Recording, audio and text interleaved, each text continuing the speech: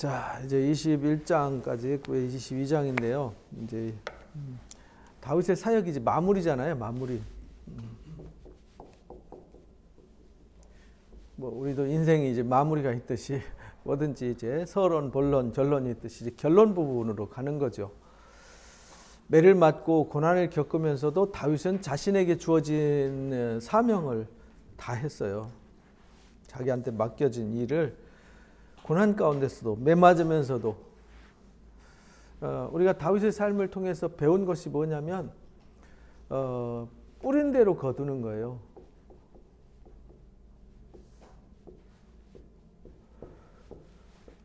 뿌린 대로 거둬요.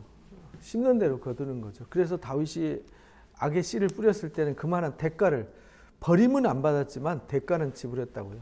그래서 다윗이 죄를 범함으로 이제 고난을 받은 거죠. 근데 그 고난을 통해서 인생의 참된 의미와 가치를 다시 한번 확인해 준 거예요. 아, 하나님은 절대 우리를 포기하지 않는구나. 우리가 잘못하는 거지 하나님이 잘못하는 것이 아니구나라는 걸. 다윗이 아무리 위대해도 인간은 실수할 수밖에 없고 연약할 수밖에 없고 사탄에게 연단받을 수밖에 없는 존재다 라는 것을 가르쳐 주셨어요. 그러니까 다윗도 그랬다, 아브라함도 그랬다, 예수님도 그랬다. 그럼 더 이상 할 말이 없는 거예요. 모세도 그랬다. 그러니까 성경 인물 중에서 아브라함 같고 모세 같고 다윗 같고 예수님 같고 바울 같은 사람이 세상 천지 어디 있냐고요. 공자 맹자 해봤자 그 발바닥도 못 따라가는 거죠. 그 사람들은 그냥 사상까지, 사상 철학까지, 이들은 진짜 삶을 아주 그 송두리째 다 드러낸 거잖아요.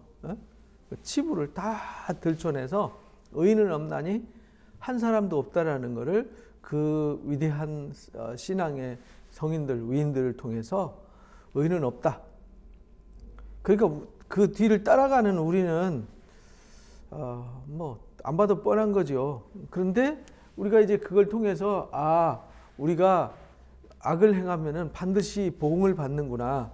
그래서 로마서 2장에서 사도 바울도 그렇게 말했잖아요. 10절에 보면은 9절에 보면은 악을 행하는 각 사람에게는 사람의 영에는 이랬잖아요. 환난과 곤고가 있다 이렇게 말했잖아요. 먼저는 유대인, 헬라인 이렇게 말해요. 선을 행하는 각 사람에게는 영광과 존귀와 평강이 있다. 역시 먼저는 유대인에게 그리고 헬라인에게다. 사람은 외모로 취하지 않는다라고 말씀하셨어요. 그러니까 무엇을 각 사람이 악을 행하든 선을 행하든 대가를 지불받는다는 거죠. 악을 행하면 심판받는 게 아니라 그리스도 안에 있는 사람들은 의인이지만 육신을 가졌기 때문에 때로는 실수도 하고 죄도 짓는단 말이에요. 신분적으로 내 아들이 밖에 나가서 내 아들이라고 그래서 완벽한 아들이 될 수는 없잖아요. 살다 보면 싸움도 하고 문제도 일으키고 오지만 그렇다고 해서 아들의 신분이 바뀌는 건 아니잖아요. 죄를 졌거나 사고를 쳤으면은 매를 맞거나 징계를 당하거나 혼나지 아들의 신분을 버려지지는 않는다 이 말이에요. 아들의 신분이. 그래서 먼저는 유대인에게 헬라인에게다 이 말은 유대인 그리스도이나 헬라인 그리스도이나 똑같이 악을 행하면은 환난과 곤고를 당하고 선을 행하면 존귀와 영광을 평강을 얻게 되는 거다. 그래서 다윗을 통해서 그것을 보여준 거예요. 그러니까 다윗의 삶이 그런 걸 이제 증명해 준 거죠. 다윗이 매 맞으면서도 그 매를 하나님이 때린 매로 사람들을 통해서 주시지만 그 매를 사람을 보고 사람을 향해서 막 억울함과 막 분통을 터뜨리고 원수를 갚고자 하는 악한 마음을 품은 것이 아니라 하나님이 저 사람들을 통해서 나한테 징계한다 이렇게 받았어요. 내가 죄를 범했기 때문에 자식들을 통해서 또 이 세바를 통해서 아픔을 겪는 거죠. 그리고 하나님의 말씀을 어겼던 사울 가족들이 사고를 쳤던 그 기브온 사람들, 그 언약을 어겨서 결국은 그들이 고난 당하고 기근이 왔었잖아요. 3년 기근이. 근데 하나님이 뿌린 대로 갚아주시는 이야기. 그러니까 하나님은 말씀하셨기 때문에 말씀대로 하시는 거예요.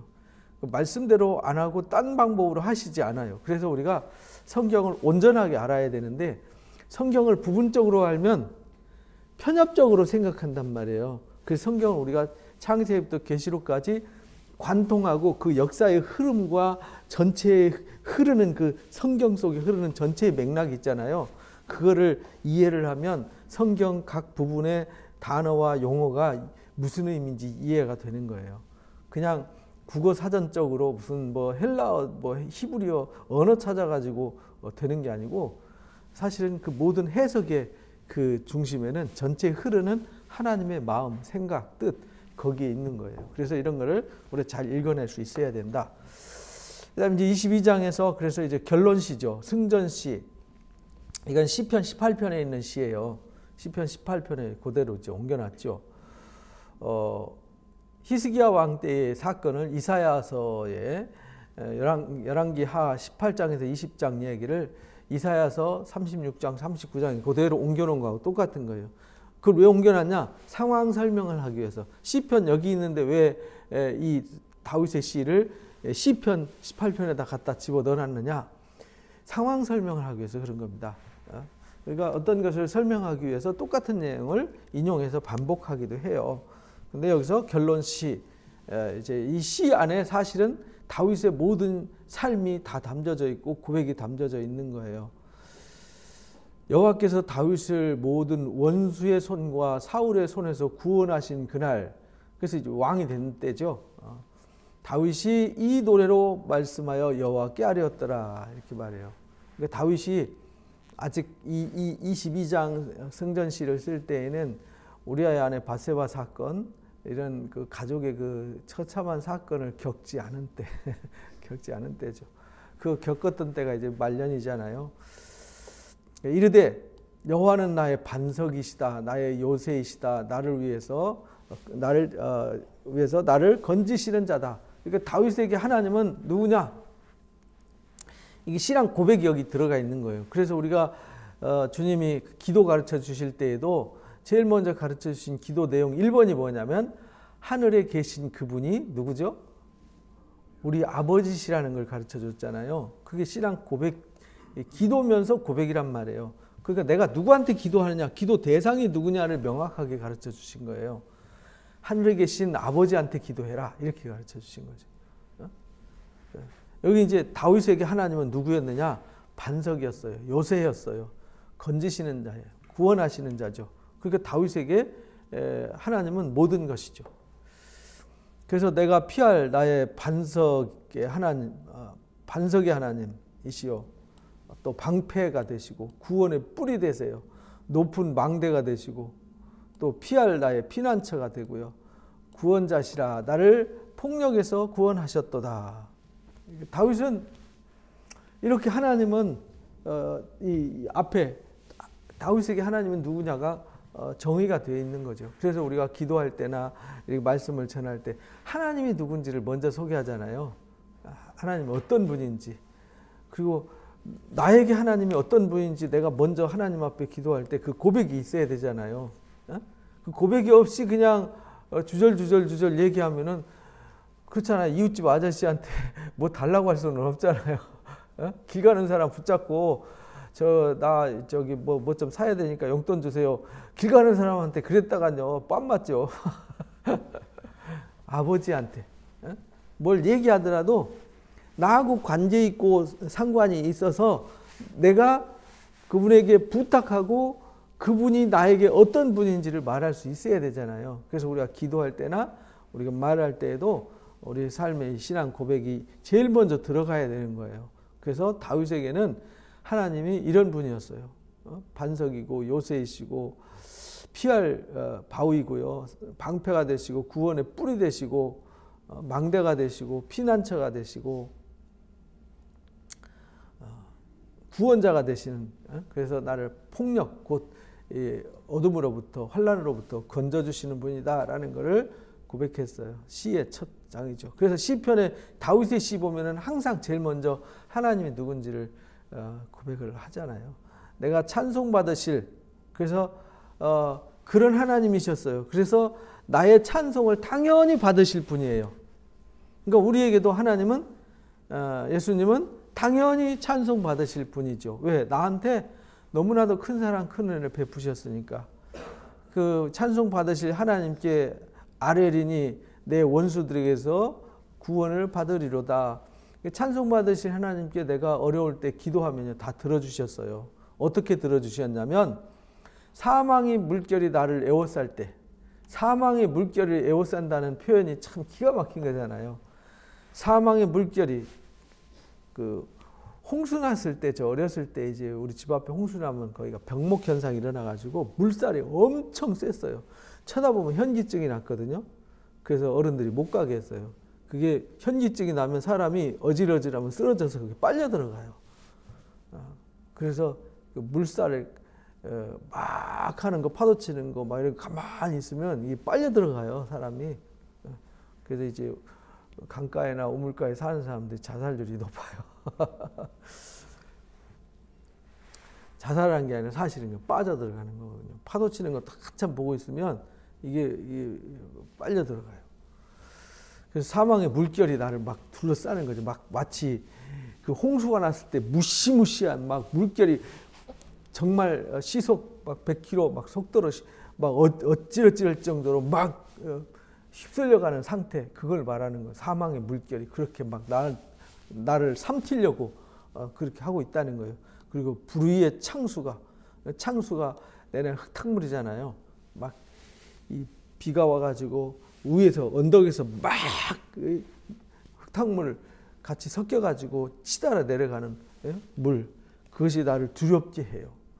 그러니까 다윗에게는요 사망의 물결이 그 불의의 창수가 막 자기 삶을 막 떠밀어 와요. 어떻게 할 방법이 없어요. 두렵게 하였으며 또 수월의 줄이 나를 둘러요. 수월이 지옥의 밧줄이 나를 막 감고 있다 이 말이에요. 사망의 올무가 내게 이르러 사망의 올무에 내가 빠졌어요. 나올 방법이 없어요. 이런 상황. 그건 완전히 모든 게 끝난 상태잖아요. 이거는 이렇게 되면은 말 그대로 절망, 아무 희망 없음, 희망 제로, 모든 게 끝났음, 게임 아웃 이렇게 된 거잖아요. 게임 오버 이렇게 됐는데 그 중에 내가 그것을 이제 환난이라고 말했어요. 그 환난 중에 내가 하나님께 아뢰고 부르짖어 아뢰고 기도했더니 그가 성전에서 내 소리를 들으셨더라. 그 부르짖음이 하나님의 귀에 들렸도다. 하나님이 누군지를 고백하고 찬송받으실 이에게 사망의 물결이 나를 에워싸고 불의의 창수가 나를 두렵게 하고 지옥의 밧줄이 나를 사로잡고 사망의 올무에 사로잡혀서 희망이 없을 때 그 환난 중에 기도하고 부르짖었더니 하나님 귀에 들렸어요. 그리고 이에 하나님 기도 들으시고요. 땅이 진동했어요. 그러니까 하나님이 기도 들으시고 누가 어떤 놈이 내 아들 다윗을 건드렸어 이렇게 되는 거죠. 그래가지고 하나님이 진동하고 떨고 하늘의 기초가 요동하고 흔들렸으니 그의 진노로 말미암음이로다. 하나님의 진노가 막 땅이 진동, 하늘의 기초가 요동하고 흔들렸어요. 그러니까 이거는 시적인 표현이란 말이에요. 요한계시록에도 이렇게 나오잖아요, 그죠? 이게 또 스가랴서나 또는 이 다니엘서나 또는 이 이사야서나 뭐 이러면서 이런 표현이 나오는데 실제 막 땅이 진동하지는 않았어요, 그죠? 다윗이 블레셋 사람들하고 싸우고 사울왕하고 싸울 때 땅이 진동하지는 않았잖아요. 하늘의 기초가 막 흔들렸어요. 그것이 뭐냐면 영적인 상태를 말하는 거죠. 영적인 상태를 말하는 거지 실제 막 이런, 그래서 계시록에 나오는 문자적인 해석대로 해석을 하면 안 되는 거예요. 여기도 똑같죠. 하나님 뭐 화가 나셔서 여기 이제 코에서 연기가 나오잖아요. 진노하시니까 하나님 코에서 연기가 나와요. 전에 누가 이렇게 하니까 이 말씀 읽다가 하나님 담배 피시나? 딸내미가 그랬어요 옛날에. 코에서 왜 연기 나와? 담배 피는 사람만 코에서 연기가 나오잖아요.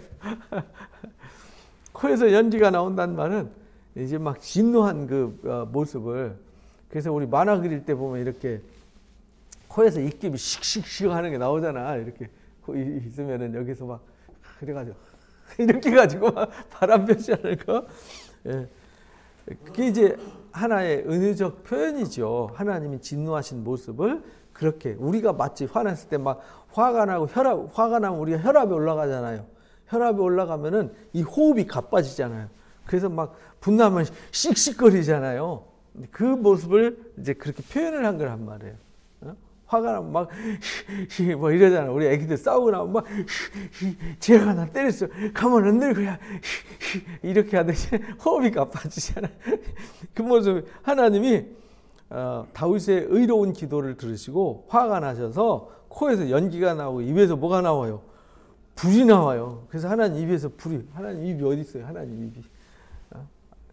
그러니까 이게 우리가 문자대로 해석을 하면 안 돼요. 그래서 문자를 맞춰가지고 막 짜집기 한 게 이게 신천지적 해석이잖아요. 이단들. 우리가 초기 이단들에 대해서 전에 한번 역사 공부를 했었잖아요.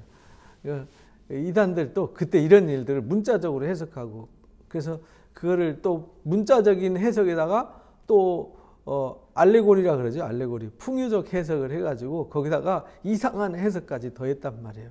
그러니까 성경이 본래 의도한 거는 상관없이 이상한 길로 간 거죠. 그래서 불이 나와서 살으며 그 불이 숯이 피었도다. 그 불에 숯이 피었어요.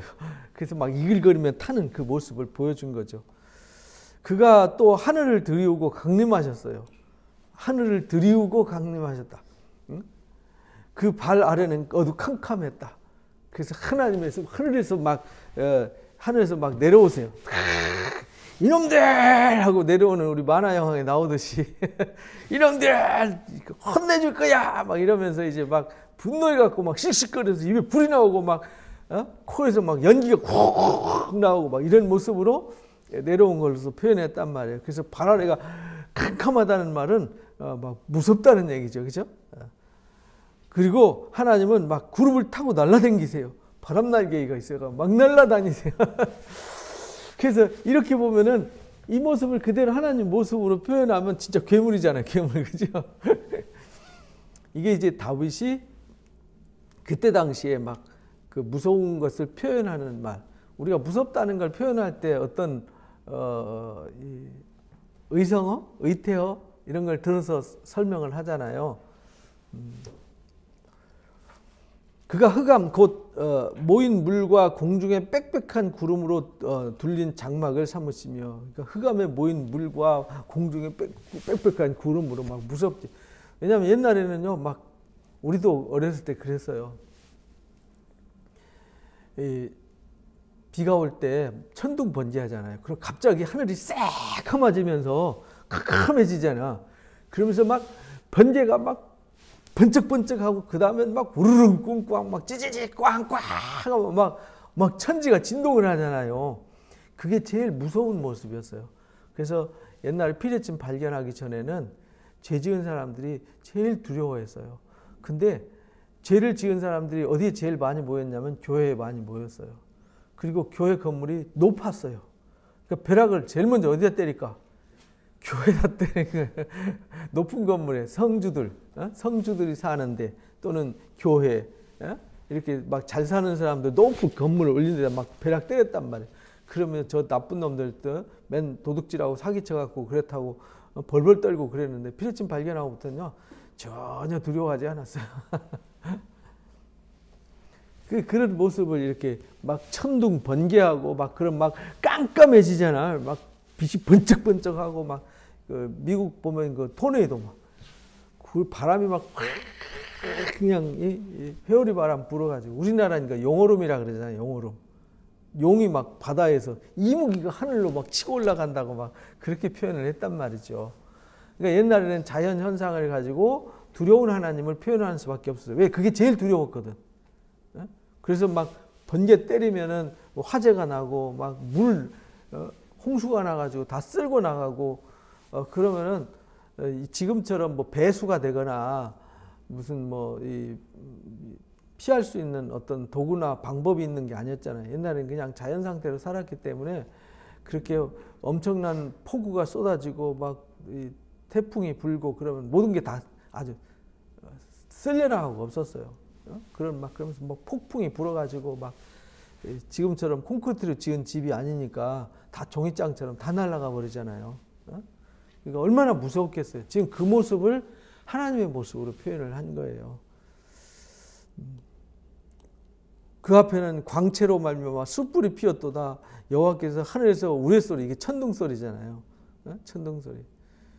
지존하신 자가 음성을 내십니다. 그래서 이제 요한계시록에도 예수님의 음성이나 하나님의 음성이 막 많은 물소리 같다. 많은 물소리가 폭포소리죠. 폭포가 쏟아질 때 꽉 쏟아지면 아무 소리도 안 들리잖아. 많은 물소리 같다. 많은 물소리, 강물 흘러갈 때 소리 나요? 소리 안 나잖아요. 시냇물 흘러간 쫄쫄쫄쫄 소리 나도. 그 많은 물소리 같다는 말이 그런 말. 천둥소리, 막 우레 소리를 바라더라. 이렇게 막 무서운 막 꽉 꾸지지지 꽉꽉 할 때 막 전에 몇 년 전인가 이 천둥 번개하는데 한 2-3시간 동안 그렇게 무섭도록 천둥 번개 치니까 자다가 깜짝 놀랐어요. 막 집이 다 흔들리더라고요. 야, 이렇게도 천둥 번개가 치는구나. 이게 이제 그런 표현을 다윗이 썼어요. 화살을 날려 흩으시며 번개로 무찌르셨도다. 그러니까 다윗이 동굴에 숨어서 지낼 때, 블레셋 사람들과 싸울 때, 사울과 대치에 있을 때, 또 원수들과 싸울 때 이 하나님이 싸워준 모습을 이렇게 표현한 거예요. 근데 우리가 사실은 보면은 그냥 사람들까지 얍얍얍 이거잖아요. 근데 하나님이 다윗에게 다가온 영적인 눈이죠. 영적인 시야로 보는 다윗에게 하나님은 그런 분이었다는 겁니다. 그래서 이럴 때에 여호와의 꾸지람과 콧김으로 말미암아 물밑이 드러났다. 세상의 기초가 드러났다. 그래서 하나님이 콧김으로, 하나님 하고 코 풀었어요. 콧김으로. 콧김이라는 말은 하찮은 걸 말하는 거잖아요. 우리가 웃음 중에서 제일 기분 나쁜 웃음이 콧웃음, 비웃음이잖아요. 비웃음. 그러니까 이게 하찮은 것으로, 하나님의 하찮은 힘으로도 모든 것이 다 미천이 드러났어요. 다 그들의 치부가 다 드러난 거죠. 사울 왕의 그 부끄러운 게 다 드러나 버렸잖아요. 블레셋의 그 부끄러움이 다 드러났어요. 애굽의 부끄러움이 다 드러나요. 모압과 암몬과 에돔과 다 부끄러움이, 아람 사람들의 부끄러움이 다 드러나잖아요. 그가 위에서 손을 내미사 나를 붙드셨어요. 그래서 하나님이 그 위에서 그 막 어마어마한 그 앞에 표현한 무시무시한 모습으로 오셔서 막 진노하셔가지고 막 입에는 불이 나오고 막 이 코에는 막 연기가 나오고 막 흑암이 충천하고 막 번개가 막 치고 무시무시한 모습으로 등장했는데 우레소리와 함께 등장하신 그분 가운데서 손을 내밀어서 다윗을 잡아주셨어요. 그런데 다윗은 하나님은 실제 이런 형상의 손을 만진 게 아니잖아요.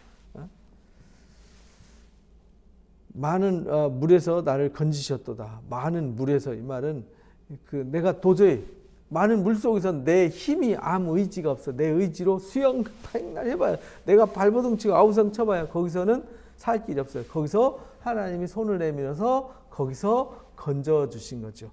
그러니까 우리가 이 땅에서 그런 거예요. 죄악의 강물에서 정말 불의의 창수와 이 사망의 물결 속에서 하나님이 우리에게 구원의 손길을 내미셔서 거기서 건져주신 거잖아요. 다윗이 이제 그렇게 표현을 한 거예요. 그것처럼 건져주셨어요. 나를 강한 원수와 미워하는 자에게서 건져주셨어요. 그들은 나보다 강했기 때문이다. 그들은 나보다 강했는데 하나님이 오셔서 손을 내밀어서 건져주셨어요. 이건 다윗만 느끼는 거잖아요. 주변 사람들은 아무도 못 봤어요. 마치 바울이 하나님을 섬기면서 예수님을 만나고 예수님 그리스도와 함께 동행했던 그 사역들을 보면은 그렇잖아요. 그들이 나의 재앙의 날에 내게 이르렀으나 여호와께서 나의 의지가 되셨어요. 재앙의 날에 하나님이 나에게 의지가 되셨어요. 그래서 그 환난 속에서 동굴에 숨어가지고 바들바들 떨고 있는 상황, 거기선 더 이상 어떻게 피할 길도 없고요. 야, 이제 끝났다. 근데 사울 왕이 이제 도관에 든지다 해가지고 식광야에 왔는데 그때 블레셋 사람들을 하나님이 일으켜가지고 블레셋 전쟁 때문에 사울이 여기 다윗을 포기하고 전쟁하러 가잖아요. 그러니까 하나님이 하신 일이 그런 거죠. 그리고 블레셋과 연합해가지고 사울과 공격하려고 그러는데 블레셋 사람들이 다 반대해서 못 가고 시글락 땅으로 내려오고 거기서 아말렉 사람들이 이 자기 가족들 다 잡아갔을 때 쫓아가서 그걸 찾아오고 또 그랬더니 사울 왕과 블레셋 사람들과 싸워가지고 사울 왕이 죽게 되고 막 이런 상황들, 그런 앞에서 우리가 사무엘 상하에서 배웠던 모든 그 상황들, 말도 안 되는 상황들, 위기 속에 펼쳐졌던 일들이 이렇게 고백으로 표현한 거예요. 그 표현을 이게 따로 있는 게 아니라 그때 당시의 상황을 이렇게 시적으로 표현을 한 겁니다. 그러니까 하나님도 우리가 그렇게 표현할 때 우리 찬송가도 있잖아요. 바다를 먹물로 삼고 하늘을 두루마리로 삼아도. 바다를 어떻게 먹물로 삼아요? 하늘 무슨 두루마리가 있어. 그러니까 그렇게 넓다는 걸 표현한 거잖아요. 그러니까 이 시 은유적 표현을 우리가 잘 이해를 해야 됩니다. 그래서 하나님이 그 재앙의 날에 다윗의 의지가 되셨어요. 나를 또 넓은 곳으로 인도하시고 기뻐하심으로 구원하셨어요. 여호와께서 그래서 여기 유명한 말씀이 21절부터 여기 26절까지 27절까지를 잘 읽어봐야 돼요. 여기 이제 다윗의 고백이에요. 여호와께서 내 공의를 따라서 뭐 했어요? 상을 주셨어요. 내 손의 깨끗함을 따라서 뭐 하셨어요?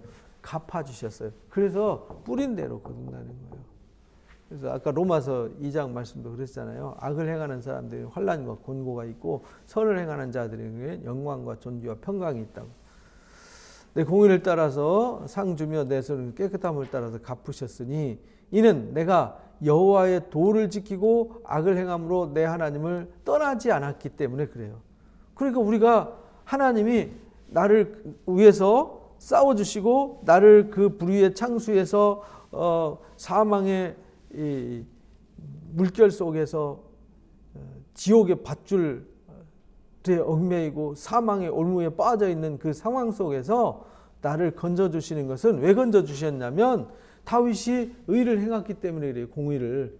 그리고 깨끗했고 그리고 하나님의 도를 지켰고 악을 행함으로 하나님을 떠나지 않았기 때문에 하나님이 다윗의 산성이 되었고 요새가 되었고 피난처가 되었고 구원자가 되어주셨다. 그런 말입니다. 그는 나의 모든 법도를 그의 모든 법도를 내 앞에 두었더라. 다윗은 그래서 하나님의 법도를 그 앞에 두고 그 귀를 버리지 않았어요. 그러니까 우리가 이렇게 살아야 되는 거죠. 그러면 하나님이 싸워주신다는 거예요. 하나님이. 내가 또 그의 앞에서 완전하여 스스로 지켜 죄악을 피하였어요. 그러므로 내 의대로 내 눈앞에 깨끗한 대로 하나님이 갚아주셨어요. 그래서 여기 유명한 말씀 26절 27절에 자비한 자에게는 뭐를? 주의 자비하심을 나타내고 완전한 자에게는 주의 완전함을 보여주세요. 깨끗한 자에게는 주의 깨끗함을 보이시고 사악한 자에게는 주의 거스르심을 보이시는 것이다 라는 유명한 신앙의 고백이 여기 있는 겁니다. 그러니까 이 말씀을 들으면서 우리가 어떤 삶을 살아야 할지를 보여주시고 알게 하시는 거죠. 주께서 곤고한 백성은 구원하시고 교만한 자는 살펴서 뭐 하세요? 낮추세요. 곤고한 백성은 구원하신다. 그 말은 곤고한 사람들은 누구를 의지하겠어요? 하나님 의지하는 거죠. 그래서 심령이 가난한 자는 복이 있나니 라고. 또 누가복음에서 가난한 자는 지금 가난한 사람은 복이 있다.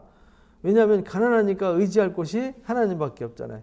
심령이 가난한 사람도 마음의 갈급함을 하나님께 향하기 때문에 복이 있어요. 그러나 교만한 자 부자들은 살피사 낮추신다. 부자란 말은 자기가 가진 재물, 자기가 가진 힘, 능력을 의지하고 바라보는 자, 그런 사람들은 낮추신다 이런 말이에요. 그리고 교만한 사람들은 자기 생각이, 자기 고집이 하나님 생각보다 더 뛰어나다고 생각하는 사람들은 낮추신다. 여호와는 나의 등불이다.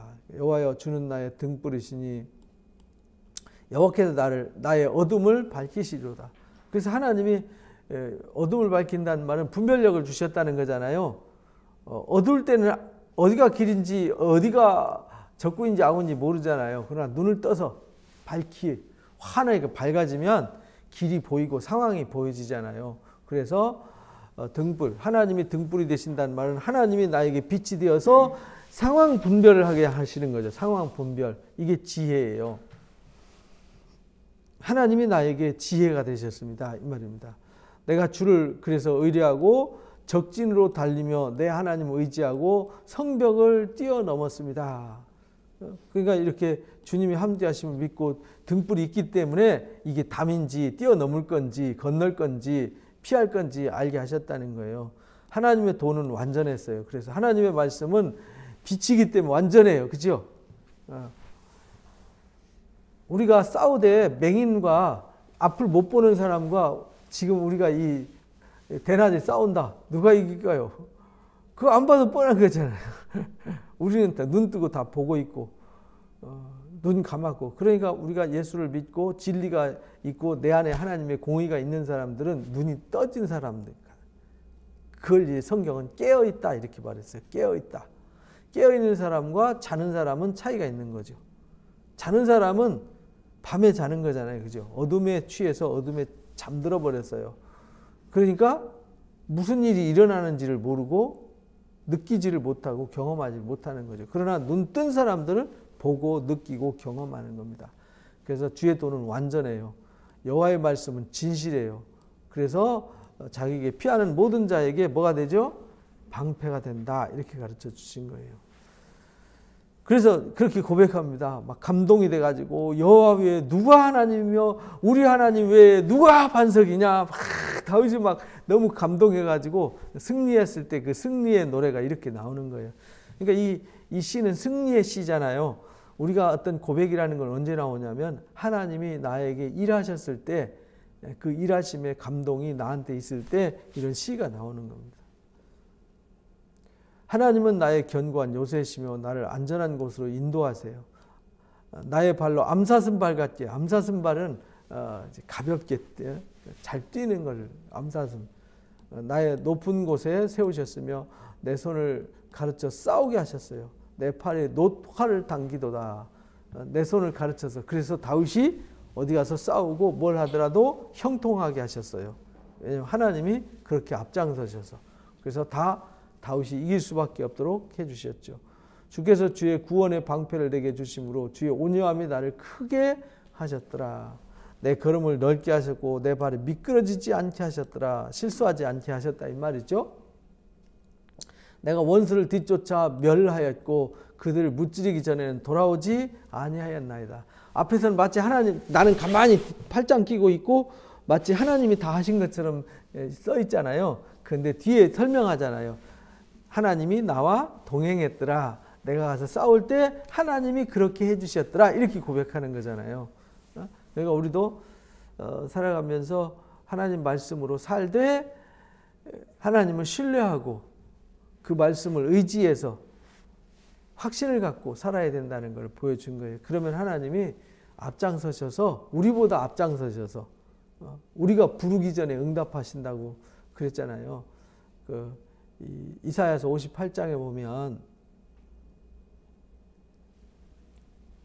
금식기도에 대해서 나오잖아요. 금식기도하는데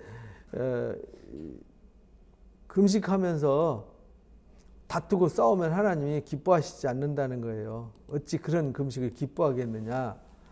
내가 기뻐하는 금식은 뭐냐면 흉악의 결박을 풀어주며 멍에의 줄을 끌어주며 압제당하는 자를 자유케 하고 모든 멍에를 뭐 하는 거예요? 꺾는 것이 아니겠느냐. 줄인 자에게 내 양식을 주며 유리하는 빈민을 집에 들이며 헐벗은 자를 보면 입히고 골육을 피하여 숨지. 골육이 어려움을 겪었을 때 못 본 척하지 않는 사람, 보아스처럼, 룻기에 나오는 보아스처럼. 그러면 내 빛이 새벽빛 같이 비친다. 그러니까 우리가 하나님 기뻐하는 기도, 하나님 기뻐하시는 삶을 살면 새벽빛 같이, 그 다음에 치유가 급속하고 공의가 앞에 생하고 여호와의 영광이 내 뒤를 호위한다. 하나님 영광을 호위한대요. 그래서 부를 때 나 여호와가 응답하겠다. 내가 부르짖을 때 내가 여기 있다 할 거다 이렇게 말했잖아요. 그래서 하나님이 너희 중에 멍에와 손가락질과 허무한 것을 말을 버리고 줄인 자에게 내 심정이 동하며 괴로워하는 자의 심정을 만족하게 하고 내 빛이 흑암 중에 떠올라 내 어둠이 낮과 같이 될 것이다. 여호와가 너를 항상 인도하여 메마른 곳에 영혼을 만족하게 하고 뼈를 견고케 물단 동생 같게 하죠. 하나님께서 이렇게 해주신다는 거예요. 그러니까 우리가 하나님의 그 말씀의 가르침을 우리가 바르게 알고 이해를 하면 우리가 다윗처럼 그렇게 하나님 앞에 우리가 이 세상 살아갈 때 어떤 어려움 속에서 헤쳐나가고자 할 때 하나님이 싸워주셔서 길 여신다. 내가 그들을 무찔러 전멸시켰더니 그들이 내 발 아래에 엎드러지고 능히 일어나지 못하였나이다. 앞에 하나님이 그렇게 다윗이 의로운 대로 갚아주셨기 때문에 갚아주시는데 다윗의 그 사역을 통해서도 일하셨다라는 겁니다. 이는 주께서 내게 전쟁하게 하려고 능력으로 내게 띠를 띄우셨다. 그래서 우리도요 어떤 일을 할 때 능력으로 띠게 하셔서 그 일을 하게 하시는 거예요. 그러니까 내 머리로 자꾸 하고 내 노력으로 의지로 하려고 하면 안 되는 거예요. 내가 의지로 노력으로 하되 하나님을 의식하고 하나님의 말씀을 쫓아서 하나님의 공의를 깨끗한 대로 행해야 되는 거죠. 그래서 일어나 나를 치는 자를 내게 굴복하게 하셨어요. 주께서 내 원수들이 등을 내게로 향하게 하시고 원수들이 등을 향하게 했다는 말은 도망가는 거죠. 다 도망가게 하시고 내게 나를 미워하는 자를 끊어버리게 하셨습니다. 그들이 도움을 구해도 구원할 자가 없었고 여호와께 부르짖어도 대답하지 않았습니다. 오직 왜 그들에게는 의를 행하지 않았고 하나님 말씀으로 살지 않았어요. 완전하게 살지 않았어요. 그래서 하나님이 그들을 도와주지 않았어요. 그런 뜻이죠. 내가 그들을 땅에 티끌같이 부스러뜨리고 거리에 진흙같이 밟아 해쳤나이다. 하나님이 나의 기도를 들으시고 막 코에 연기가 나오고 막 입에서 불이 나오고 막 하늘에 막 천둥 번개 가지고 하나님이 드리워 내려오실 때에 막 어둠이 깔리고 막 이 무서운 장면을 우레소리가 발하는 모습을 보여줬잖아요. 그래서 하나님이 진노하셔가지고 이들을 위해서 싸워요. 그래서 그룹을 탈고 막 바람 날개를 달고 막 날아다니시면서 싸우시는데 다윗이 싸울 때 그렇게 같이 일하셨다는 거예요. 그래서 주께서 나를 내 백성의 다툼에서 건지시고 나를 보존하셨고 모든 민족의 으뜸으로 삼아주셨어요. 내가 알지 못하는 백성이 나를 섬기리이다. 이렇게 이제 하나님이 다윗에게 함께하셔서 아브라함에게 창세기 15장에 언약했던 그 땅을 이 다윗이 다 이루어지게 했죠. 이방인들의 내게 굴복하며 그래서 이방인들이 다 굴복했어요. 이방인들까지도. 그들이 내 소문을 귀로 듣고 곧 내게 순복하리로다. 이방인들이 쇠약하여 그들의 견고한 곳에서 떨며 나오리로다. 여호와의 사심을 두고 나의 반석을 찬송하며 나의 구원의 반석이신 하나님을 높일지어다. 그래서 하나님의 사심을 두고 나의 반석을 찬송하며 여기 나의 반석을 찬송하며 이렇게 여기에 슬쩍 이게 등장하잖아요. 이게 뭐냐면 나중에 예수 그리스도의 등장을 그래서 성경은요 예수 그리스도의 관점으로 읽지 않으면 해석이 안 된다 이렇게 말하잖아요. 그 다윗이 시를 쓰면서 막 찬양하는데 나중에는 이 다윗의 삶만 얘기하는 게 아니라 온 인류를 구원하는 그 이방 세계까지 얘기하잖아요. 온 이방이 다 굴복하고 떨며 나오는데 내가 하나님의 사심을 두고 맹세하는데 나의 반석을 찬송한다. 그래서 예수님이 구원의 반석이 되시잖아요. 그래서 이방인들도 다 예수를 믿고 나오잖아요. 그러니까 당신이 승리한 승리의 시를 막 하면서 성령이 감동돼서 막 시를 썼는데 그 시 안에 진짜 다윗의 승리가 아니라 인류의 하나님의 승리의 역사가 여기도 기록이 된다는 거예요. 마치 이사야서 7장에서 11장에 메시아의 역사를 예언하듯이 그냥 감동돼 가지고 이사야가 외쳤는데 그게 당시에 아하스 왕 때에 아무란 시기 히스기야 왕 때에 그 다 뺏기고 예루살렘만 딸랑 남아서 끝난 것 같은 그 상황 속에 그게 이제 이 죄악 세상이잖아요. 어둠의 세상 속에 예수님이 임마누엘로 오실 것, 처녀가 잉태의 아들을 낳을 것을 예고하신 것, 그 당시의 상황을 빗대서 막 썼는데 나중에 보니까 그게 메시아 예수 그리스도를 예언한 내용이었다. 이것도 똑같은 거예요. 그래서 시편 속에 예수님이 오셔서 일하실 사역에 대한 예언이 많이 담겨져 있는 겁니다. 이 하나님이 나를 위하여 보복하시고 모든 민족이 내게 복종하게 하셨어요. 나를 원수들에게서 이끌어내시고 나를 대적하는 자를 위해 나를 높이시고 나를 강포한 자에게서 건지셨어요. 그러므로 여호와여 내가 모든 민족 중에서 주께 감사하며 주를 찬송합니다. 찬양합니다. 여호와께서 그의 왕에게 큰 구원을 주시며 기름 부음 받은 자에게 인자를 베푸시며 영원토록 다윗과 그 후손에게 하시리로다. 근데 영원토록 다윗과 그 후손들에게 하시리로다. 그러니까 이 시가 결국은 승전시, 다윗의 승전시지만 하나님의 승전시이기도 해요. 그래서 그리스도의 승리의 시도 된다 이 말입니다. 영원한, 예수님은 다윗의 승리는 잠깐 승리였지만 영원한 승리는 예수 그리스도의 승리밖에 없잖아요. 그래서 큰 구원, 다윗이 구원한 것은 그 땅에서 잠깐 그 전쟁에서 구원한 거지만 예수 그리스도의 구원은 영원한 구원, 큰 구원이세요. 그래서 우리가 이 다윗의 시를 통해서 하나님의 구원의 영광을 이렇게 볼 수 있습니다.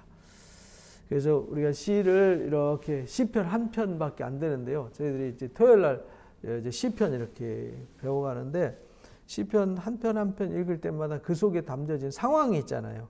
이 다윗이 그 상황 속에서 하나님은 누굴 얘기하냐면 성경은요 창세기부터 계시록까지 다 누구 얘기하냐면 구원자 예수 그리스도를 증명하는 거예요. 그리고 그 일을 성령을 통해서 역사하시고 이 완성시키는 것을 우리에게 가르쳐 주시는 거거든요. 그러니까 예수님의 관점에서 보지 않고는 구약 성경도 해석이 안 되는 겁니다. 그래서 신약 없이 구약이 해석이 안 되고 구약 없이 신약이 해석이 안 되는 거죠. 그러니까 신약과 구약은 뗄래야 뗄 수 없는 상황 말씀이다라는 것을 우리가 잃어버리지 말고 신약도 잘 공부해야 되고 구약도 잘 공부를 해야 됩니다. 그래야 하나님이 하시는 일을 바르게 알 수가 있습니다. 그래서 이 승전시 시편 18편 그대로 옮겨졌죠. 그리스도의 시입니다. 다윗의 승전시입니다. 그래서 사실은 다윗이 완전하게 행했다고 그랬는데 사실은 다윗은 완전하지 않았잖아요. 완전한 분은 누구밖에 없어요? 예수님밖에 없어요. 그래서 우리가 예수 그리스도를 통해서 완전해질 수 있어요. 그래서 우리가 예수 그리스도의 의를 입고 지식에까지 새로워지는 삶을 살아갈 때 하나님이 우리가 의를 행한 대로 갚아주시고 깨끗한 대로 갚아주시는 하나님이라는 사실을 잊지 말고요.